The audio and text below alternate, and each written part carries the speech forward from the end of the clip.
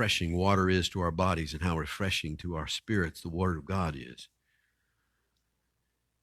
Thank you, Father, for the firmness of the earth and all the life that's in it, reminding us of the firmness of the Word of God, the firmness of the Lord Jesus Christ, and all the life that are found in them.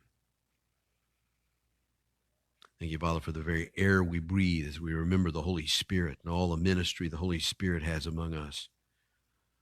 Thank you, Father, for the breath of God that transforms us, that conforms us to the image of your Son, that empowers us to do things we couldn't have done without him. Thank you so much, Father, for all that you're doing in us just now. Thank you for the way the Word of God will feed us, nourishes us, and gives us life. Thank you for the way that you show us all these things by letting us just take a look at all the things that happen in the world you created. You're an awesome God. Now, thank you for the opportunity to look into your Word, to see what you have done through all of history and all of time. Help us to be a people who understand the times and re-gear our lives and reshape our thinking according to the way you think. A lot of information in the world today, Father. Most of it is not true. We thank you that you're always true. You're always right. We also recognize in that even though you're always true, our understanding may not always be true. So please grant to us today, by your Spirit, the understanding of the Word of God, of the big picture, of the small picture, of the understanding of who we are. We ask, Father, that you would minister to the Broccoli family today, that you bring to them grace and peace and the knowledge of your presence with them, as you said you would never leave them nor forsake them. Bring the healing and recovery necessary to Gene. Give him the grace and peace as he faces that surgery. But I also ask that for Chrissy, knowing full well that when those two are one flesh, and what happens to one happens to the other. So unite them in their joy of the Holy Spirit. And I'll thank you for that in Jesus' name. Guide us just now for Christ's sake. Amen. If you turn your Bibles to Psalm 82 today, I am going to attempt to bring together some of the thoughts that we've had, because our messages are about leadership right now. And I've wanted everybody to know that God designed you for leadership. You are a leader. God's working with you right now to make you a leader. You say, I'm not leading anybody. No, but you could be influencing people.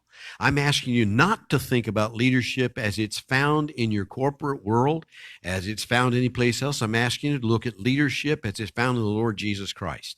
That leadership is always a partner leadership. It's always a joint effort with a lot of people. It's a joint effort with the Holy Spirit. It comes from the revelation of Almighty God. It works together compassionately to deal with the things that God wants us to deal with. It is a process thing, not a result-driven thing. By that I mean we're called on to do certain processes, not to obtain results. When we seek to obtain results, we're going to mess up every time, because we'll bypass processes that are made to do that in order to get something to happen that God didn't intend to happen. I'll give you as an example. Abraham was promised a son, amen? He was promised a seed. He was promised a child that was going to come to him. But he was now past the time of having children, and so was his wife. Thinking that God just hadn't understood what he had promised, and seeking to help God out, Sarah gave to Abraham her maidservant to have a child for her. That wasn't God's plan, but they did it anyway. And he did have a son. And part of the problems that we're facing in our world today are because of that son. You can short-circuit God's work by doing things your own way. What we're calling on is for us to understand leadership. I want to demonstrate that, how God shared that with you, by looking at various sections of Scripture in which he taught about that. The first one's going to be Psalm 82. Psalm 82, if you remember, even back in January, we started this whole series on the Elohim, understanding the divine counsel. Now I want to show you how all of that comes together into our lives today. Something I want to make sure everybody understands. The divine counsel that God appointed in Deuteronomy that he talks about in Deuteronomy 32, that God appointed at the Tower of Babel, is still in operation. It's not finished. It's not over and will not be finished till at least midway through that which we call the tribulation. That counsel still sits. That counsel's still the one that's influencing nations today. It influences conflict. It influences hatred. It influences prejudice and bias. Not like we needed a lot of help. You understand what I'm saying? We didn't need a lot of help in knowing what prejudice and bias and hatred and violence are. We're violent enough ourselves. But that's the world we're living in, and that counsel is still doing that. That will do that until the day that Jesus is removed from the right hand of the Father and sent here to inherit the nations. Then that counsel will have finished all of its ministry. Everybody understand where I'm coming from? So let's go back and review a little bit about that counsel. And let me state this before we even look at the divine counsel. God is. Now, I'm not going to try to describe what that means because I want you to get this point. God is. He is the being. He is unchangeable. God never changes. He never has to change his mind. He never has to learn anything. He's already learned it. He already knows all there is to know. Everybody with me on this? You following where I'm coming from? God is. The rest of us are becoming. R.C. Sproul used to say, we are not human beings. We are human becomings. God is a being. He has life in himself. And he gave life to all of us. But we're all becoming. I am not the same person I was in Sunday school class just a few moments ago. What's happened since Sunday school class? A bunch of cells in my body have died and have been sloughed off, and a bunch of new ones have been made. I'm not the same man I was when I started this ministry at 32 years of age, or when I started in ministry here, I'll say it that way. I was 32 then. I didn't know then what I know now.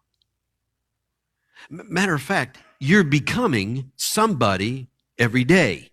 Yeah, there's some things about you that are the same. But there are a lot of things about you that are not the same. I hope that over the years you've grown. I hope over the years you have learned. That's why we put kids through education. That's why we take them to school. That's why we put them in a homeschool. That's why we train them so that they will learn. They'll grow more. They will change. They'll not be the same thing they were when they were 2 years old. That's why he called us, R.C. Sproul called us human becomings, because we're changing. God is a being.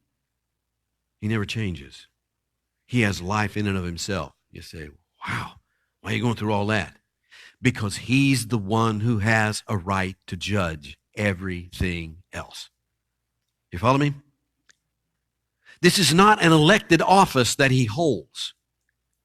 He created everything else, and everything he created answers to him. That's why what we're going to look at right now can take place. So let's take a look at the role of the divine council. First of all, let's mention the divine council.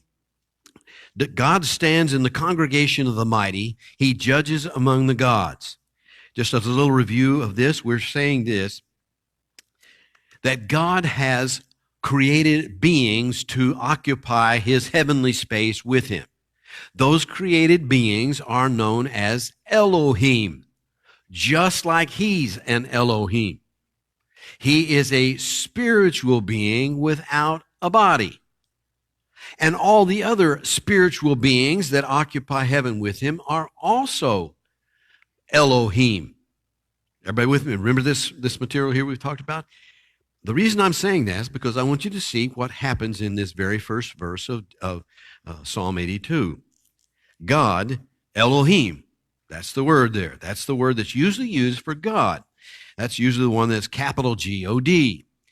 God stands in the congregation of the mighty. You see that word mighty? Well, that's the word El. E-L. And that word is the shortened form of Elohim.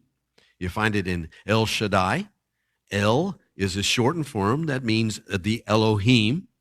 So he stands in the congregation of the El. So that's more than one El. You follow what I'm saying? That's more than one. So he's standing in the congregation. This group has gathered around him. He's standing there in that congregation. And it says, he judges among the, and then you may have gods that's written there. I imagine that's what's in your translation. It may say judges or whatever. Guess what? It's the word Elohim. So Elohim is standing in the council of the El, which is a shortened form of Elohim, and he is judging among the Elohim. All these disembodied created things that occupy heaven with him. He's called them all together in a congregation, in an assembly, and he's about to judge among them. He's got a pronouncement he wants to make. He is standing in them. God is. They are becoming. And those created becomings, the being is standing in them, noting that they have changed. They have been something he didn't make them to do. They have made a decision. They have done something on their own that seems to be opposite of what he told them to do. How do I know that? Listen to what he says. Verse 2. How long, and this is letter B in your outline, this is the failure of the divine counsel. He says, how long will you judge unjustly and show partiality to the wicked? Now, wait, how could he have done that? Now I take you back to the Tower of Babel. At the Tower of Babel, when all the people of the survivors of the flood had determined they didn't want God over them anymore, they didn't want the other Elohim over them anymore, they made for themselves their own name. They created a tower and they said, we will make for ourselves our own Hashem, our own name. Hashem is the word that's used in the place of Yahweh. Hashem is one of the words that's used to say the name. In other words, if you don't want to say Jehovah, you said Hashem. If in your conversation you were afraid you might take the name of Yahweh in vain, rather than say Yahweh, you would say Hashem, the name. And that's what those people intended to do, was make for themselves the name. They were going to be God. It is at that point that he split the nations into linguistic groups. We see he divided up all their languages. Deuteronomy 32, verses 7 through 9 tells us then that he divided all those nations among the sons of God. What he's doing is taking each one of the council members and giving them a linguistic group that they would be responsible for. They were supposed to guide those people into the knowledge of the living God. God separated the nations from himself and put those beings or becomings in his place to teach them how to come back to God. Everybody with me on that? And he chose for himself one nation of his own. Wasn't even a nation. He's going to choose Abraham. And Abraham and his descendants are become the nation that God has the stewardship over. Directly, he's going to put Michael the archangel in charge of that group of people. Everybody follow me so far? Are you with me? This is important stuff to get, because as we're going along, I want you to see why he judged them and what was going on with it. So they are responsible then to judge justly among each of those linguistic groups. Those groups are now scattered out all over the place. They're going different places. And as each one scatters out with its own language, it has its own divine council member that's over it. And I don't mean as a boss. It's as a stewardship, as a guide. It's to teach them how to live in the new area they're going in. It's to teach them how to seek after God. It's to teach them the principles of God's justice and righteousness. They were not doing that. Now, I don't think it was all of them at the same time. Some of them probably continued on doing the right thing. But a number of them rebelled against God, and instead of doing what God said to do, which is what verse 2 says, how long will you judge unjustly and show partiality to the wicked? Here's what they're doing. They were not judging those nations properly. Justly would have been judging them according to what God's word says. But instead, they were judging them according to their own way of doing things, to the people's way of doing things. So you have people creating their own governments, being empowered by a divine council member, and they're not doing the right thing. You're seeing them judge unjustly, and you're watching them show partiality to the wicked ones. So instead of taking those who might have done the right thing, they empowered those who wanted to do the wrong thing. They empowered the wicked. So that was God's judgment. So the judgment is a letter D in your outline there. And that's God at this point is going to call them to righteous or responsible restoration of the proper compassion of God. They were to judge. They had judged unjustly. They had shown partiality to the wicked, and they had failed miserably on the compassion of God. So let me look at verses 3 and 4 with you here. Here is God's compassionate call. Listen to what he says. In order for them to change, they need to defend the poor and the fatherless, do justice to the afflicted and needy, deliver the poor and needy, and free them from the hand of the wicked. That was judging justly. Everybody follow where we're at? This is what he's calling to do. Okay, here's what you have done. And here's what I'm telling you you have to do. To get this thing right, to be right before me, to have me overlook what you have done, to have me forgive what you have done, for the way you have misled these nations, here's what you have to do.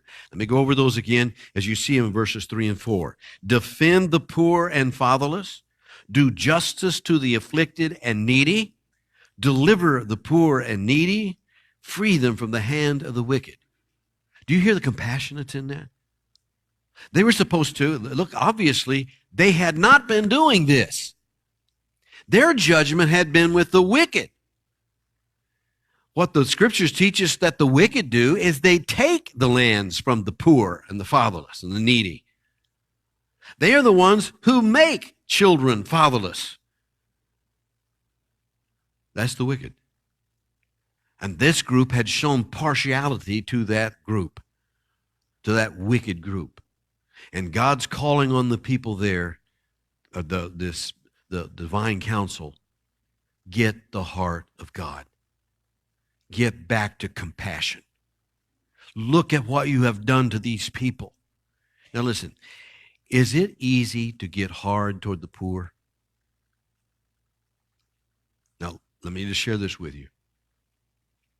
Have you ever stood in a line at Walmart or any other grocery store and watched somebody pull out some tickets and buy things with those tickets that you're going to have to reach into your pocket and buy?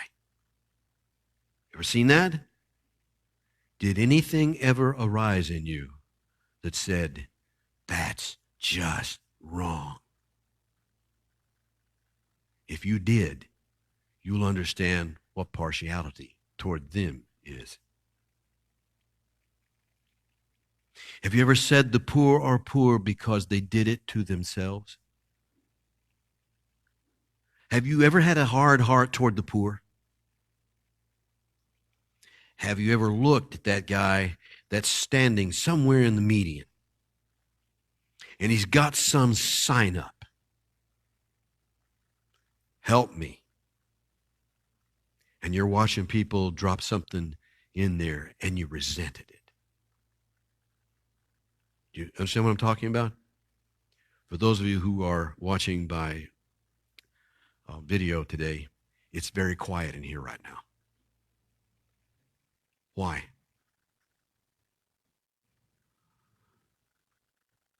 Three Dog Night said, it's easy to be hard. Easy to be hard. It's easy to look at the poor and say, they're not really poor. They did it themselves. That's why that happened.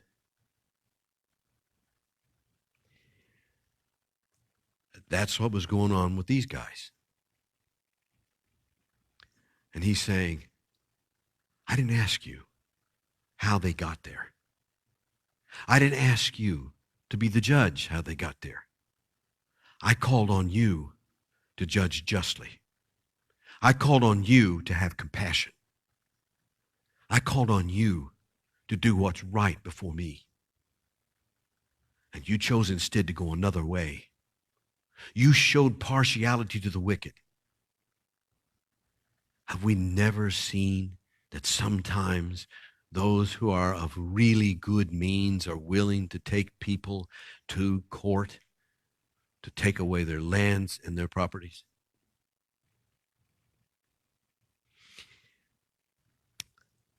I wasn't living in the neighborhood at the time, but I've been in Fairview Heights long enough to know this. And this is not a judgment on Fairview Heights government. Please just hold off on emails and other junk. All right. Here's the deal. Right now, where you're enjoying Kohl's, we're enjoying Lowe's, we're enjoying all that nice big shopping center right there where Chick-fil-A sits, which, by the way, stays very busy. Used to be a whole host of homes. Lots of people lived there until it was decided that their living there is not nearly as valuable for the city as Kohl's, Lowe's, Chick-fil-A, all the restaurants that will be there. And their lands were more or less condemned so that they could be taken. That's not a judgment on governments. I want you to know that somebody lost their home. There was a barbershop in there that I went to, and he was saying, I can't even have my barbershop anymore. It's all gone. My living's gone. My income's gone. Because the other places I want to go to set up a barbershop is residential areas. I can't do commercial in residential areas. I can't afford the other commercial areas. Everybody follow where I'm coming from? In David's day, the wicked were frequently taking from the poor the lands that they had because they couldn't defend themselves.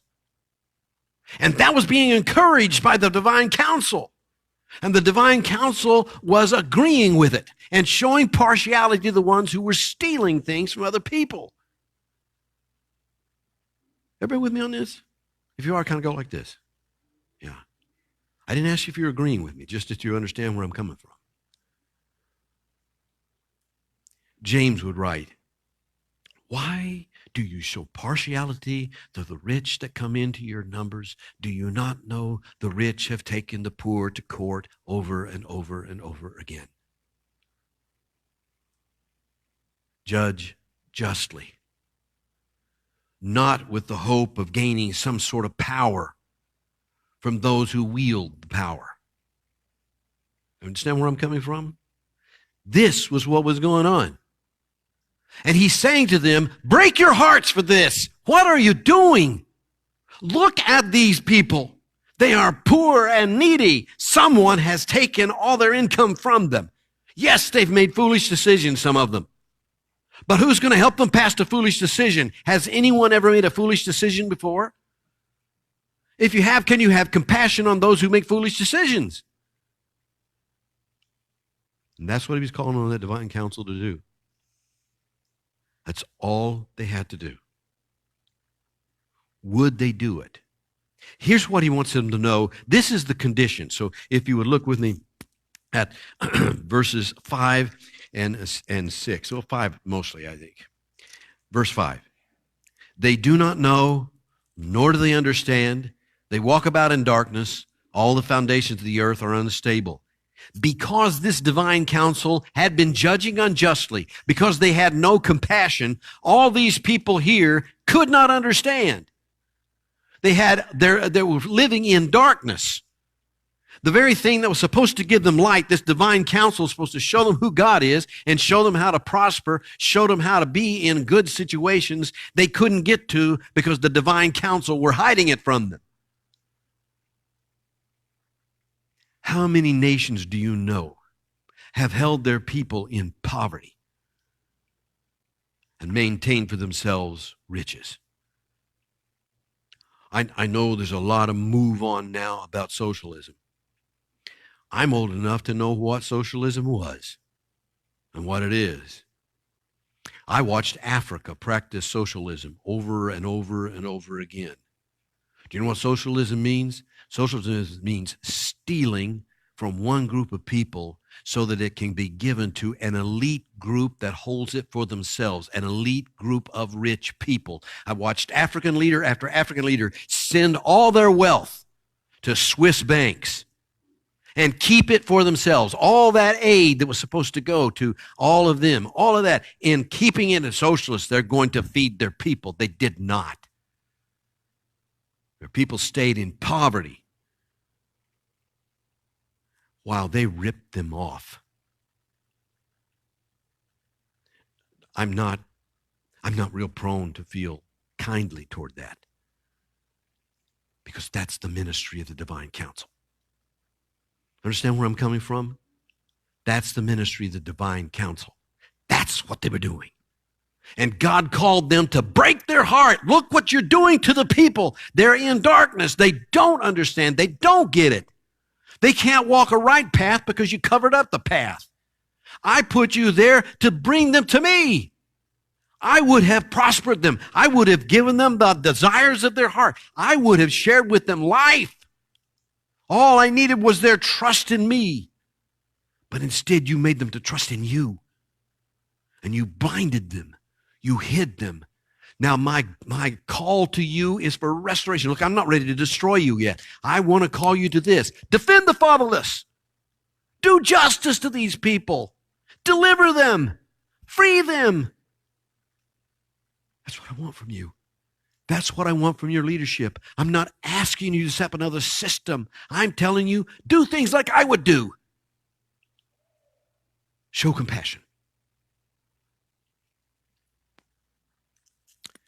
Well, look at verse 6. Verses 6 and 7, truthfully. Here's the judgment of God. If they don't do this, here's what he said. I said, you are gods, you are Elohim. And all of you are children of the Most High. That's their status. I made you that. I made you these Elohim. I'm the one that put you on the divine council. I made you that way. I gave you a status. And what's more, I gave you a position. I put you on this divine council to rule with me. I want a partnership. I want to share my glory this way. But you have taken it a whole different realm. I've called you gods. I've called you children of the Most High God. And then he says, this is what's going to be the happening to you. Verse 7, but you shall die like men and fall like one of the princes. Oh, do you hear that? Do you realize he just told them, I'm taking you from this status of Elohim, and I'm putting you just like the mortals on this earth. You had immortality with me, and I'm taking you to mortality, and I'm taking your life. You will die like all the other princes have died. To lose your status and to lose your position, all in one judgment.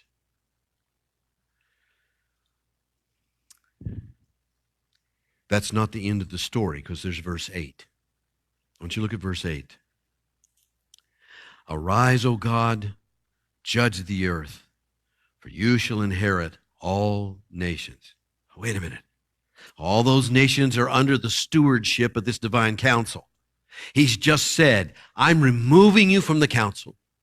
I am destroying you, but now look, I will arise I will judge, and I will inherit the nations. Now I'm going to ask you, do you remember who inherits the nations? That is the Lord Jesus Christ. That's the words that are said of him. The Lord Jesus Christ, if you can follow where I'm coming from, I'm going to take you all the way from here.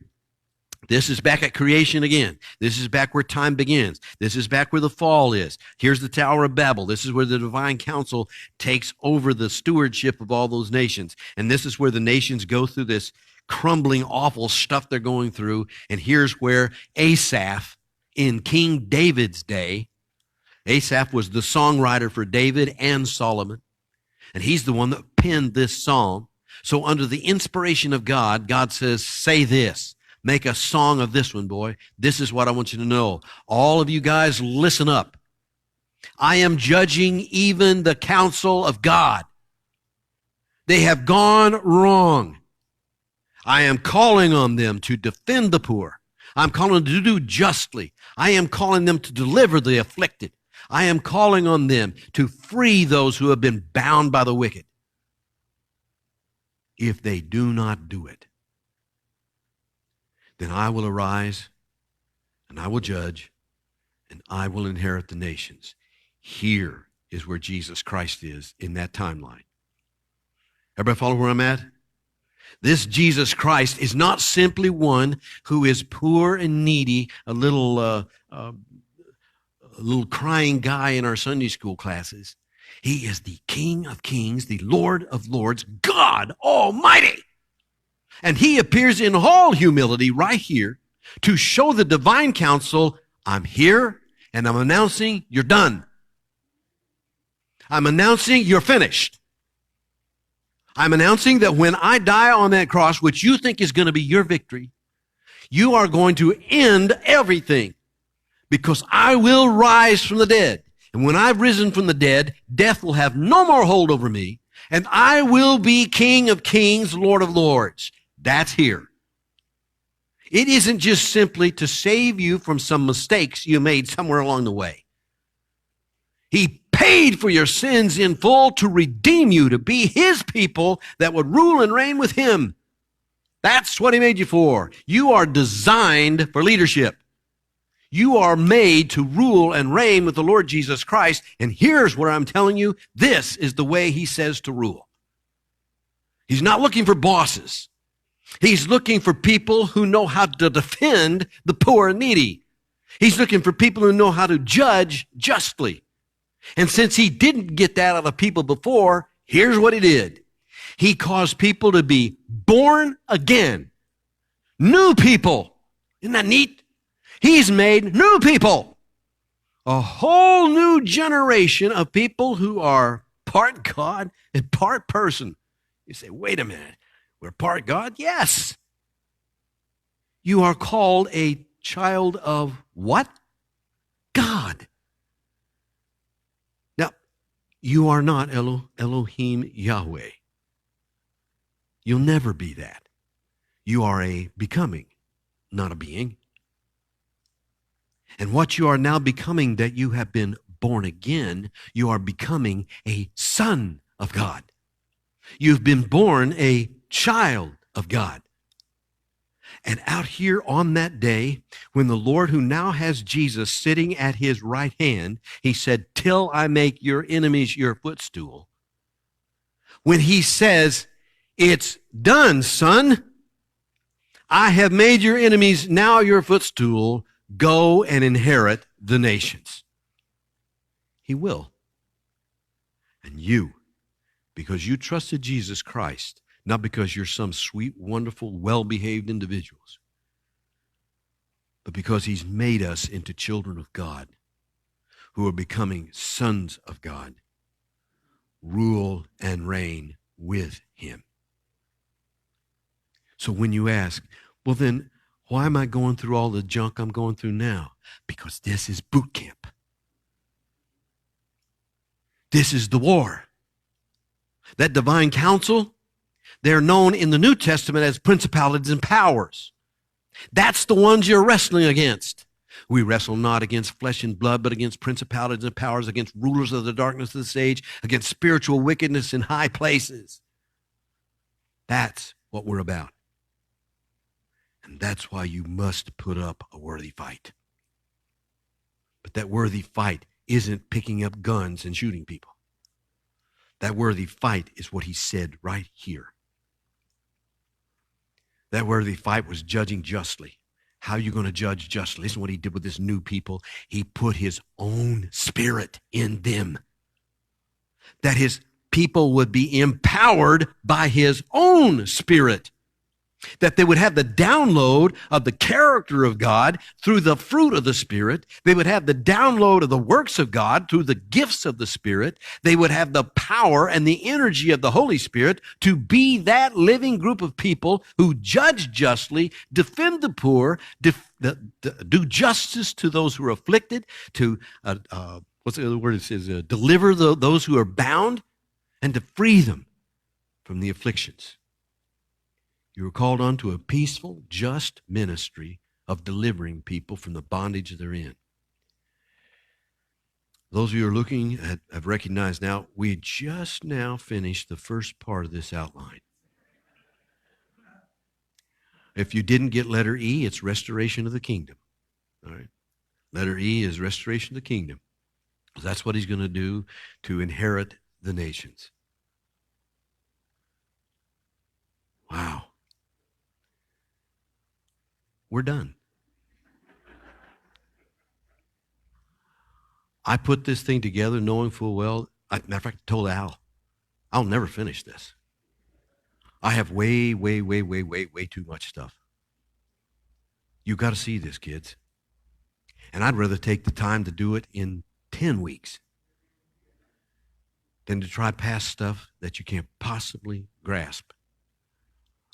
I have a bad tendency of overloading people with information. You got enough. Where are the ushers? Guide that rebellious or council member out of here quickly. Amen. No, look. When I am speaking, I am counting on the Spirit of God to do something I can't possibly do. I am counting on the Spirit of God to open our hearts to see something.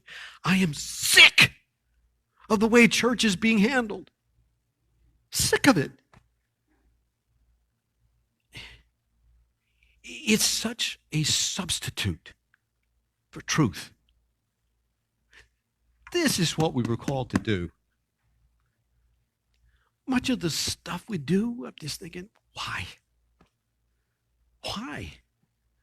What are we gaining from this? Where's it going? How does the kingdom of God advance? How's it moved? Listen, if we don't live by the Spirit of God that made us new people, we are no different than anyone else. God called on that divine counsel, get your act together. Judge justly. Get the compassionate of heart of God in you. It's there. I put it there. Make it alive. Stop grieving me.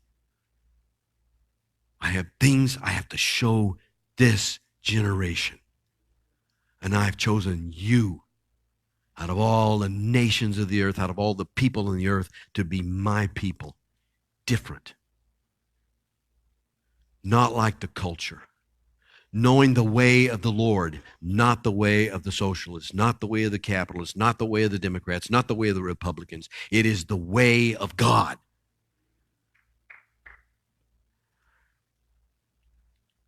Listen, the judgment of God is coming just as swiftly now as it was in the day this was preached.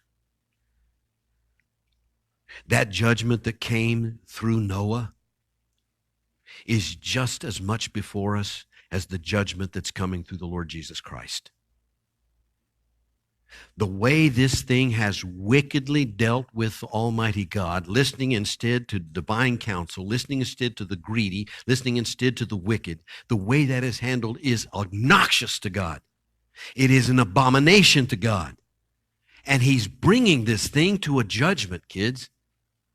But before he brings it to a judgment, do you see the grace and the mercy he's poured out right now? Before he judges, he calls on us, be restored. He has given the Lord Jesus Christ as the way for us to be restored. He's called on all men everywhere to repent and to trust Jesus Christ as that Messiah, that Lord that is replacing the divine counsel, that was replacing every wrong way of thinking that we have been given in this world. He is replacing it. I'm calling on you this day, if you have not trusted Jesus Christ as your Lord and Savior, please, this day, trust him. Gene Broccoli went to the hospital, went to the stress test, feeling great. He left that stress test knowing how serious this condition was. You may be here today feeling great, but I'm telling you, you are not promised another single day. Don't say one day, I'll finally trust Jesus. No, today, this moment. Quit playing with it. Quit trying to be your own boss. You're doing a poor job. Sorry, you're doing a poor job. Only Jesus can give you life. Trust Jesus Christ today. Father, thank you so much for the Lord Jesus Christ. Thank you for all that he is to us. Thank you that by your Spirit you have shown us things that we need to know. We are living in a serious time.